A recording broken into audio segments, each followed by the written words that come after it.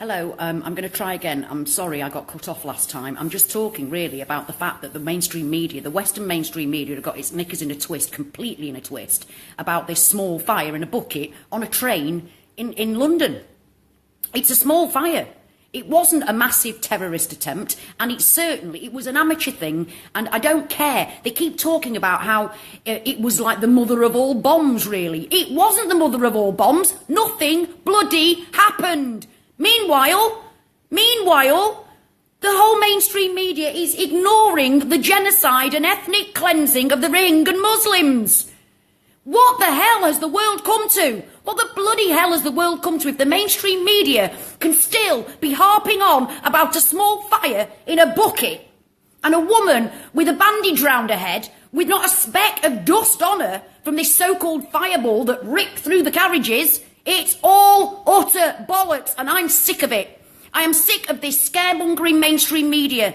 That's what they're still doing. They're still scaremongering about that small event, about that ridiculously small event. And meanwhile, hundreds of thousands of Rohingya Muslims are being murdered every day. Do you know what they do? Do you know what I saw the other day?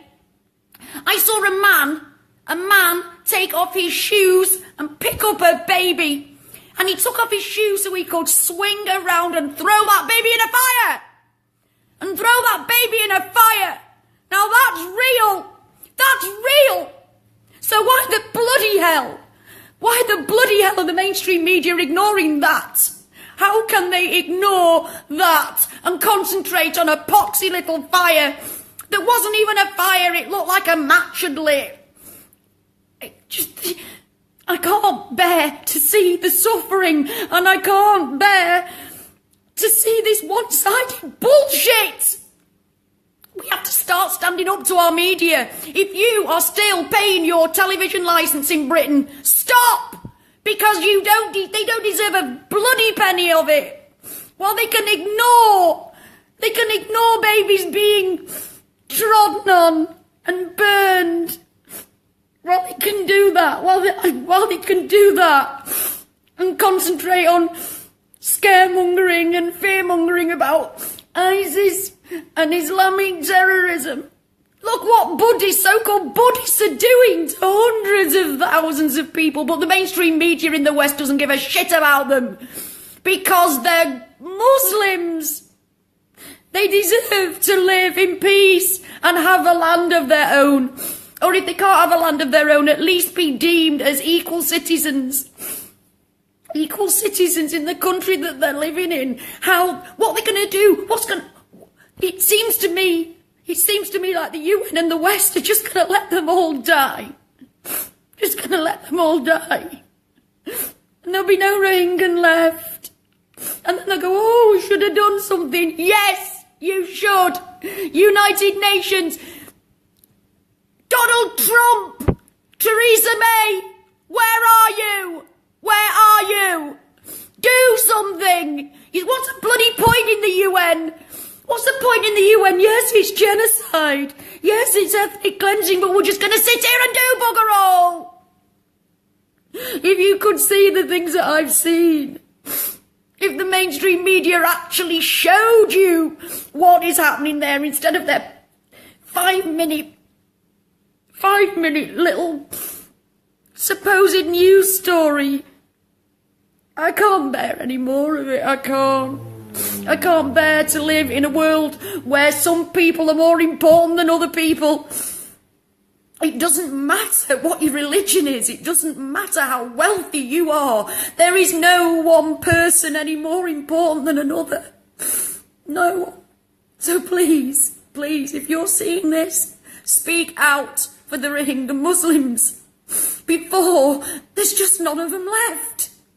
Share what you find on the internet. Share it, but please make sure it's the real thing. Please make sure it's really Rohingya, because I have seen a few posts that aren't Rohingya. It doesn't mean they're any less disgraceful and barbaric, but they're not.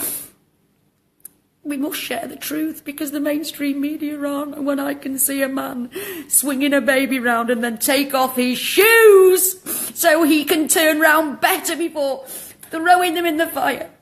women being beheaded after they've been raped. So all of you out there going on about ISIS, the beheaders, care as much about these people being beheaded.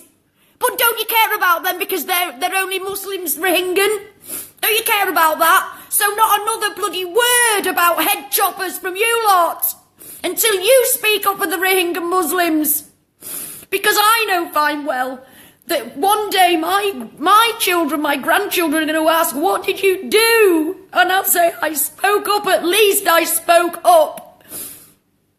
And I hope, I pray that when that day comes, the Rohingyans will be safe. But they're not. I've seen the most barbaric things I've ever seen. And believe me, I've seen some bloody awful shit. I've seen some terrible, terrible things. But there is nothing, I've seen nothing like the abomination that is happening to the Rohingya Muslims. They need our help. We are their only voice because the world, governments, everybody are taking no notice of them. Apparently this, whatever her name is, Aung San, whatever her bloody name is, wouldn't let the United Nations in to the country. What bollocks is that? Go in anyway. If there was oil there, they'd be in it like bloody Flynn, wouldn't they? So what's the difference? Come on, tell me. Tell me, world. Tell me, United Nations. What is the difference? Why aren't you going in stopping a genocide? Why? Tell me why. When you go into every other bloody country that doesn't agree with what you want, you go in there marching in all over the place.